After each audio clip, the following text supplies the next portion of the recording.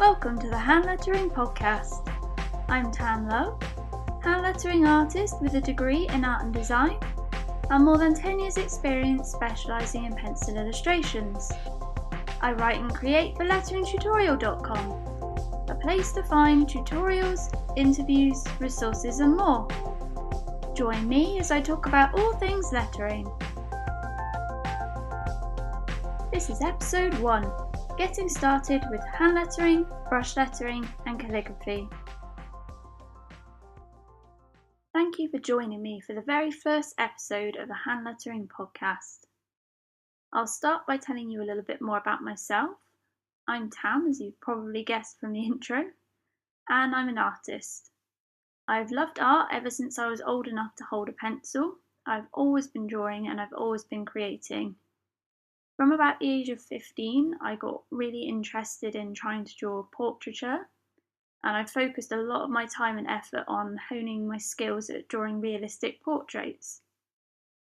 It wasn't until about a year ago, just over, that I first discovered hand lettering.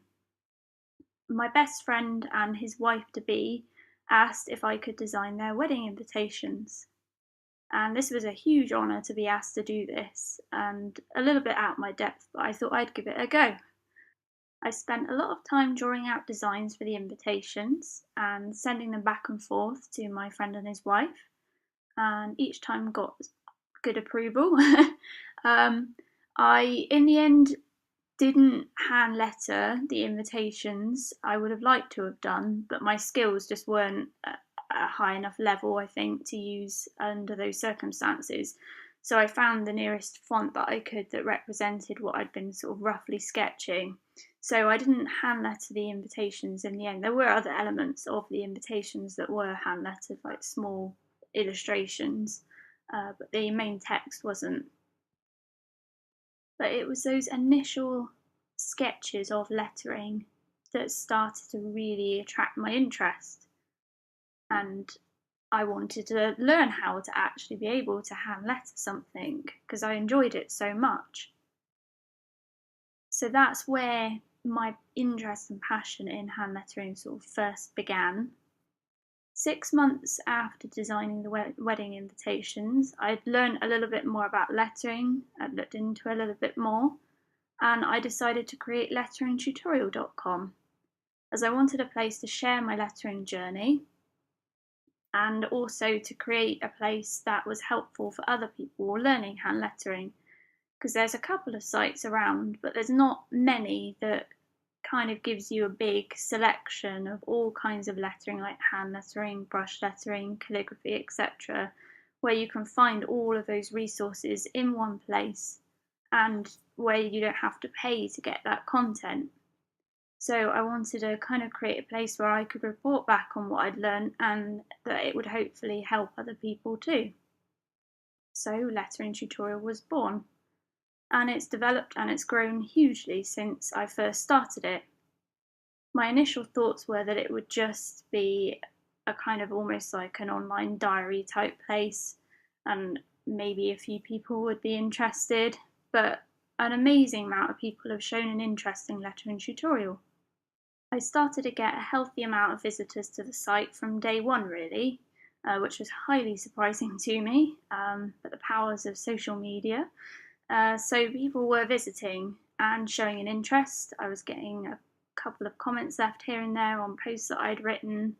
A couple of people were sharing things, and people were actually signing up to my newsletter that I had on the site too, which was really amazing. And it wasn't before long that I decided that I could bring more to Lettering Tutorial, and the encouragement that I'd got from people visiting as well kind of helped with this. But at that point I decided to look into interviewing other letterers, because I thought I'm still quite new to lettering. There's perhaps only so much information at that stage I was at that I could bring to the site, so why not talk to some experts on lettering? So I created the Lettering Legend series, where I interview people, not just experts, but people that have inspired other people in the lettering community, because that's one of the most important things, I think, is to inspire, because that helps people grow and develop. Over the months, I've found that I'm most creative and productive when I've got something on in the background when I'm working on hand lettering. Sometimes it's a TV episode, sometimes it's another podcast. And I've spoken to a couple of other artists as well, and I know that they seem to create at their best as well when they've got something to listen to in the background, not just deadly silence. I did a bit of research and I couldn't come across any other really obvious hand lettering podcasts. I do apologise if you have got one out there and I've missed it, but I couldn't find anything obvious when I looked. So I thought it would be a really great idea to create a hand lettering podcast so that you can listen to all things hand lettering whilst you hand letter. That way then you can concentrate on one of the things that's most important, which is practicing, and still hopefully gain some tips, knowledge and resources at the same time. So that's my kind of goal and aim behind the hand lettering podcast. I hope that I'm successful. Please do give me feedback along the way. The aim of each podcast episode will be to split it into 2 sections. So there'll be the first section, which will be on the kind of topic. So for example, this episode is on getting started with hand lettering, brush lettering and calligraphy. And then the second section will be a bit of an inspiration section. So that will include a lettering artist that I recommend having a little look at, because they've created a piece of inspiring work that stood out to me recently. And more often than not, they will have created other great pieces of work besides. Also a quote that I think could be good to letter. So if you get stuck for inspiration, I found initially when I started hand lettering, I really struggled to actually think of things to hand letter. I've since started a little notebook where I jot things down when I come up with stuff, but it can be a struggle to begin with. So each episode I will mention a quote that's not too long, so it's good for beginners especially to hand letter. And also there'll be a little Q&A as well, so a place to ask questions about anything hand lettering related, and I will do my best to answer them. So that's kind of how each episode should look at the moment anyway.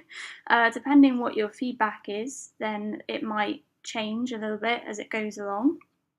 And I would definitely love to hear back from you on this as well. Because I want obviously this to be as helpful as it possibly can for you. So please do get in touch if you've got any feedback or if you have any hand lettering questions as well. You can direct all of that to ask@letteringtutorial.com. I won't talk about me anymore now for the time being. I will get started on the content of this first episode. So, getting started with hand lettering, brush lettering and calligraphy. If you're completely new to hand lettering, you might actually be questioning what some of those things are, or even all of those things are. So we'll start there first and just give a bit of a quick summary. The term hand lettering can incorporate a couple of things. Sometimes it's used as a way of categorising, so things like brush lettering and calligraphy can both be classed as hand lettering because they are created by hand. It can also refer to things like illustrative hand lettering. So that, for example, is where you draw letters out physically rather than write them like you do with a brush pen or a calligraphy pen, and then perhaps you ink around them, or whatever you want to do to finish that off. And that would also be classed as hand lettering. So as a general rule, as long as it's created by hand, whether it's drawn out or whether it's written out, it qualifies as hand lettering. It can sometimes get a little bit confused with typography. Typography is generally the setting of type and the spacing and the arrangement. You do need to consider some of those things in hand lettering, but it's not quite the same because usually typography involves digital fonts and working digitally on a screen for publications like books and magazines. And hand lettering is obviously on paper. You can, however, this is where the lines start to merge a little bit. You can have, for example, digitized hand lettering. So that's where hand lettering has been taken into your computer. So you might have hand lettered out A to Z and 1 to 10 or something like that, and then taken that into your computer and turn that into a font. And then that's where typography will come in if you're using that in a publication or something like that, because again, you need to consider the typesetting. But that's, I mean, the main difference really is with typesetting, the aim is to repeat the use of something. So with fonts and typefaces, they get used over and over and over again. So things like the spacing needs to be set the same for, if there's a title for something, it needs to be the same each time. Whereas hand lettering will be different every time because it's very difficult to draw the same thing out identically each time, being one reason. But more often than not, every piece will be unique that you draw, because that's the kind of the aim. It wouldn't be very interesting otherwise if you drew everything with exactly the same style each time. So hopefully that breaks it down a little bit more for you. But yeah, as a general rule, anything that's drawn by hand is usually classed as hand lettering or that's written by hand. I have previously written an article on lettering tutorial about where to start with hand lettering. It was when I wasn't as knowledgeable as I am now on hand lettering, so feel free to check that one out if you like, but hopefully the following part of the episode will cover just as much, if not more, than what was in that article. So where do you get started once you've found hand lettering and you know it's something that you want to try, or you're thinking that maybe it's something you want to try? Where do you start? That's definitely a question that went through my mind when I started hand lettering, and I know it's something that a lot of people do question because there's just so much, and you see all this amazing work on places like Instagram, and you just start to feel a little bit overwhelmed because you'll read one thing on one site that says to do this, and you'll read another one that says you should know all the anatomy of lettering off by heart, etc. And it makes you think, well, what is the right way? Well, I'm sorry if this disappoints anybody, but there is no set exact right way to do things. Different letterers will follow different paths. So some of the big name letters that you see out there, people like Scott Biersack or Ryan Hamrick, they have different paths that they followed to get to where they are. I probably followed a different path to what they have. It's just mainly the first things you want to do are to just start lettering. It doesn't matter what you letter, and it doesn't matter how good it is. Don't look at it after and think, God, this is so rubbish. It's your first time lettering. You just want to get something down on paper. That's the most important thing, is just to start lettering, because you can spend weeks just, researching, trying to learn words here and there, and it can put you off of actually getting started. It can kind of kill that initial enthusiasm that you get when you're starting a new sort of hobby or an interest that can sometimes fuel you along for a little while. So don't worry about the specifics. Just put something down on paper, whether it's your name, doesn't really matter what. And it doesn't matter too much what style you try to do it in either. I definitely had an initial period of fear when I first started hand lettering. Is when I was asked to do the wedding invitations for my friends. The wedding was quite close, so I didn't have that time really to think and panic too much about what I was putting down on paper. I just wanted to get the invitations and the designs done and back to them in time so they could get them sent out. But when it actually came to starting hand lettering, where I physically sat down and thought, I'm going to start learning how to hand letter, I became really quite scared, because it was then classed as hand lettering. Whatever I was drawing out would be hand lettering, and I knew I wasn't very good at it. But to try and sort of work past this fear and just get me started, because a few times I sort of sat there and I just went blank, and I thought, I know whatever I'm going to draw is going to be useless, and I don't really know, what even to letter.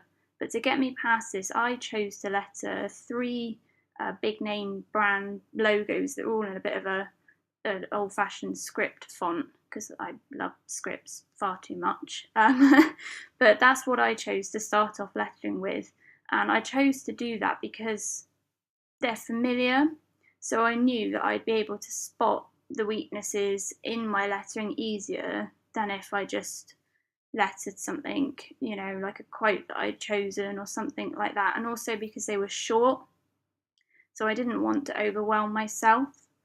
But like I say, it doesn't really matter what you break that initial fear of lettering with. Just sit down, choose something, do it, and then at the end you can say, I've started hand lettering. From then on, you can specifically focus on practice that is going to help you improve. So, for example, one of my main tips would be to steer clear of anything that's longer than 5 to 7 words initially. As a general lettering rule, I think most people say don't letter much over 10 words because it can get quite difficult to do. It can look a bit overcrowded. Another thing to consider when getting started with any type of lettering, whether it's hand lettering, brush lettering, or calligraphy, is to use guides.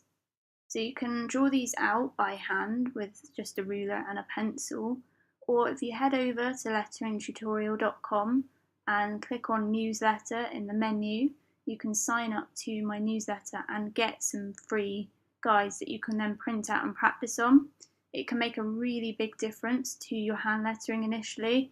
I stupidly didn't use guides the first few times that I practiced, and my lettering was so wonky and wobbly, and it can really save you a lot of time reworking, redrawing when you draw on guides. And even the pro letterers, you'll find, will still draw out pencil guides and will work to a guide to keep their lettering centered or level. So that can make a real big difference. When getting started with any kind of lettering, no doubt you'll probably want to get your hands on many different lettering tools. If you're wanting to learn brush lettering, you probably want some brush pens, and that's perfectly normal. And it is good to start practicing with those tools early on. I'm not going to talk too much about tools now in this episode, but they definitely will be coming up in a future episode, so keep an eye out for that one. But initially, when you're learning lettering, all you really need to start off with is just a pencil, a ruler if you don't want to print out guides, and a rubber. When drawing illustrative hand lettering, you'll be reworking letters quite a bit initially because it definitely takes a bit of practice to get things like the width right in certain places, the heights right, and so on. So you'll be reworking your drawing an awful lot. So that's why it's good to have a rubber, and it's good to work in pencil because that makes the reworking possible. So that's why you need those tools for illustrative hand lettering. Now you might be wondering, why is it good to use a pencil and a rubber for calligraphy and brush lettering when they're both quite inky under normal circumstances? Well, to truly master the art of brush lettering, it's always good to start learning script, because a lot of brush lettering is in a script style. It's on kind of a slant, and it focuses as well on thick and thin lines. So when you move down with a stroke, it's thick, and when you go up with a stroke, it's quite thin. And it's difficult initially to do that with a brush pen, but you can draw it out with a pencil first, and that will help you to learn where the strokes go and build up what's known as muscle memory. So eventually your kind of hands will learn where to put the strokes and the lines. You can then go back over and shade in to make lines thicker. And you can do the same again with calligraphy. Calligraphy can be script or it can just be upright, but with a calligraphy pen again, you will always get thick and thin lines. So it's important to know where to place those. And when initially trying to practice with a brush pen or a calligraphy pen, it can be very, very difficult. So using a pencil is a great way to get started because you can trace existing calligraphy or brush lettering that you've seen, or you can look some up and just try and copy it yourself. There's numerous ways of teaching yourself how to learn a script style or a calligraphy style. When it comes to illustrative hand lettering, you'll want to keep things as simple as possible to start off with. So don't worry about making things look too decorative, don't worry about adding too many curves or shapes into your letters. Just keep the structure as simple as possible because you just want to initially learn how to draw the letters out. Adding decoration, adding different curves and shapes, adding serifs, which are the little feet that you get on the end and sides of letters sometimes. Those are all things that you can work in time. Just keep things simple initially until you understand the shape of letter forms better. You can take inspiration from other lettering artists. Just remember, never share anything if you do copy something. And you can also take inspiration from fonts because some of these do start from hand letters. People will sketch out the shape of their fonts first before they create digital fonts from them. So usually things do start from a pencil sketch first. So those are some key things to keep in mind when you're starting with hand lettering, brush lettering and calligraphy. There are other areas to take into consideration when it comes to hand lettering, but hopefully these tips that I've given you in this episode will be enough to get you started, and that's the most important thing, isn't it? Just to get started with lettering. So if you achieve that from this episode, then that will make me really happy. Just remember, as I mentioned earlier in this episode, that there is no exact right or wrong way to get started with lettering. The most important thing is to just get started. Now seems like a good time to move on to inspiration. As I mentioned earlier on, every episode I want to highlight a lettering artist that's inspiring and also highlight a specific piece of work that stood out that they've created. I'll put a link to the artist in the episode show notes, which you'll be able to find on letteringtutorial.com/podcast. This episode's inspiring lettering artist is Australian Matt Vagotis. I've interviewed Matt previously on Lettering Tutorial, and he's just continually full of inspiration. Around a week ago, he put up one of his latest commissioned pieces of lettering on Instagram, and it consists of the words Blue Neighbourhood brush lettered, and it's absolutely lovely. I definitely recommend that you have a look on his Instagram and check it out. He did, like I say, put it up about a week ago, so you might have to scroll a little bit to find it, but it really stands out and you won't miss it at all. It's set on a background which I don't think he created himself. It's for a record album cover, but the lettering just goes so well with the artwork on the album. The lettering is really neatly brush lettered, it's really tight, the angles are all just perfect, and you can tell it's hand lettered. He hasn't vectorized it or digitized it in that sense, and he's just done an amazing job with it. So I definitely recommend that you check Matt out if you've not come across him before, because he's a really great hand letterer. He's also a lefty, so if you're left-handed, you might be able to pick up some tips by watching his videos on YouTube and the little clips he puts up on Instagram too. You can find him on Instagram at Matt Vagotis. That's MattVergotis. If you're struggling for inspiration at the moment when it comes to choosing phrases or words to letter, then I've now got a quote for you. The quote is, "Creativity takes courage," and it's by Henry Matisse. It seemed really appropriate for this first podcast episode, as throughout most of the episode I've been trying to kind of encourage you to get started with lettering, and I know that that does take an awful lot of courage. Also, it seemed relevant to me because it's taken an awful lot of courage to create this podcast episode. I've had to battle a lot of fear of kind of putting myself out there, and I only hope that you've enjoyed this episode. It's a nice little quote because it's quite short. It's only 3 words long, so it's great for beginners. It's not going to be too overwhelming or too much to letter out. You shouldn't hopefully have too many layout issues with it as well, whereas if it's sort of 8 words long, you could start to struggle a little bit with that. And I'd love to see how you letter it. So if you want to share your lettering with me, feel free to do it through social media. You can find me on Facebook at facebook.com/lettering tutorial. Instagram, it's instagram.com/lettering tutorial.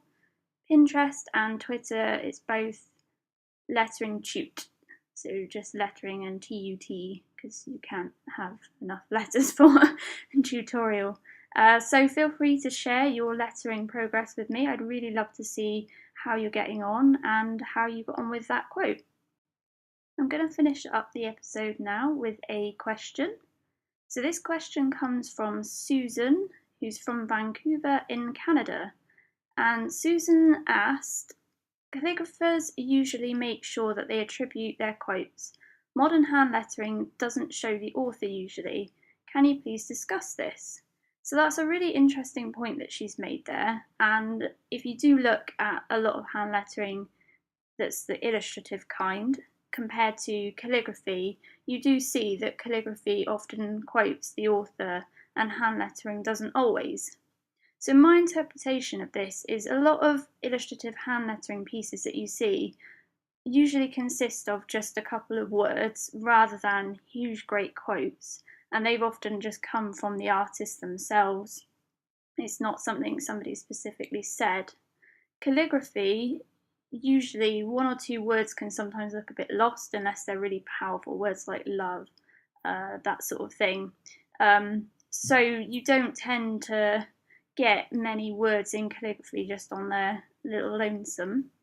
I think a lot of it comes down to as well is when you get a nice calligraphic quote, it doesn't look out of place when you just pop the author's name underneath that in the same style. Whereas with hand lettering, a lot of attention to detail goes into the actual words, and then to add the person's name at the bottom if it is a quote could then look out of place, because if you drew it in the same style as bits of the lettering, it might look a bit odd, or it might not fit in so well with the lettering. It's quite hard to to put what I mean into words really. So I think that's possibly why it's less common with hand lettering to see the name of the author of the quote, just because it takes up extra space and it can throw the piece off, because a hand lettered piece could, you could have something small for part of the quote, then some emphasis on some significant words for the quote that could be really quite large.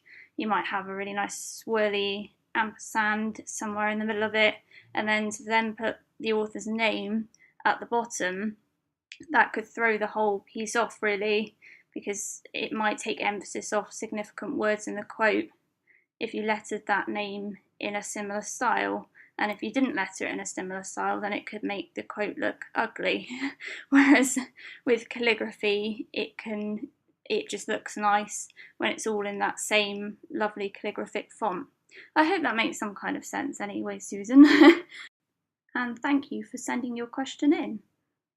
Don't forget, if you've got any hand lettering related questions, you can send them to ask@letteringtutorial.com, and I'm sure they'll get featured in a future episode. You can ask as many questions as you like to, so don't worry if you've got a couple you want to ask. And it can be about anything hand lettering related at all, so that could include brush lettering, calligraphy, anything that you want to know or ask, just feel free to send your questions to me. That brings me to the end of this first podcast episode. I really hope it's been useful to you. If it has, could I ask that you please leave a positive review in iTunes or whatever other podcasting application it is that you use, because that'll help me a great deal, and hopefully as well it'll help other people to find the podcast too, so that it can benefit everybody really. My plan is to release a new podcast episode every 2 weeks, so you should be hearing from me again shortly. Don't forget to subscribe so you don't miss any future episodes either. And thank you so much for listening. I'm really, really pleased if you've listened to this all the way through. And if you've chosen to subscribe or leave a review as well, then that's really amazing and will make my day, I guarantee you. finally, have fun lettering. I'll see you again soon. Thank you.